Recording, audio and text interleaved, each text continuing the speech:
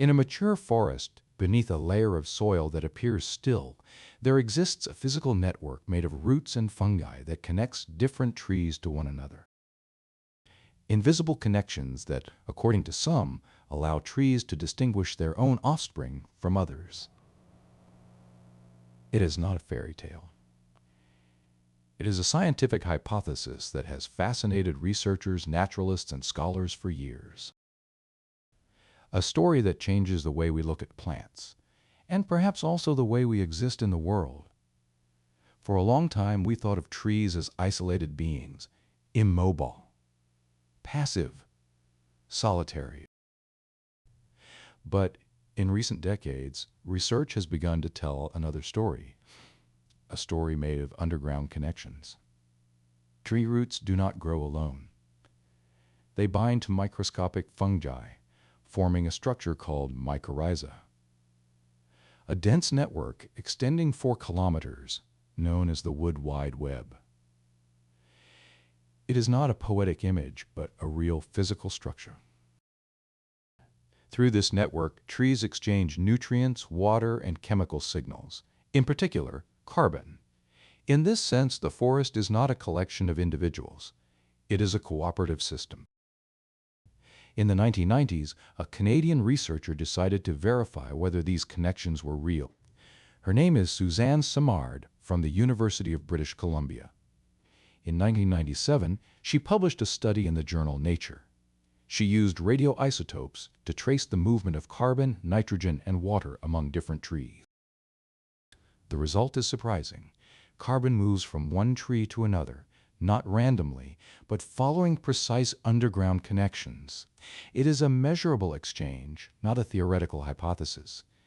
Adult trees, in some cases, nourish younger ones, especially when they are under stress, shade, drought, scarcity. It is the first solid evidence that the forest functions as an interdependent network. Years later, in a 2016 TED Talk, Simard introduced an idea that is even more fascinating and more controversial. According to some observations, trees appear to recognize their own offspring and give them priority. Mother trees would send more nutrients to genetically related young trees, and in some cases they might even limit the expansion of their own roots to make room for their offspring. A behavior that feels strangely familiar. This is where the hypothesis becomes more fragile. And it is necessary to pause for a moment. These hypotheses are still under debate. Not all scientists agree on how the data should be interpreted, and it is unclear whether this is recognition in a human sense or simpler biochemical mechanisms. Trees do not think, nor do they experience emotions like we do, but they react, communicate, and adapt. And they do so in a surprisingly sophisticated way. There is no need to attribute human feelings to them to recognize that the plant world is far more active than we have believed for centuries. What this research suggests is not that trees are like us, but that cooperation is an ancient strategy, much older than competition. Forests thrive because they share, because they redistribute resources, because they protect the weakest when they can. It is not a moral model, but a functional one.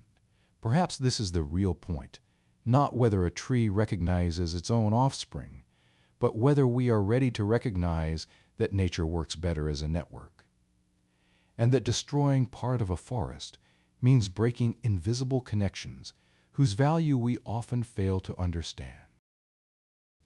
Beneath our footsteps, as we walk distracted among the trees, there exists a hidden world that cooperates, communicates, and sustains. A silent world, but not an indifferent one. And you, when you enter a forest, can you still see it as a collection of individuals? Or do you begin to imagine it as a living, invisible, interconnected network?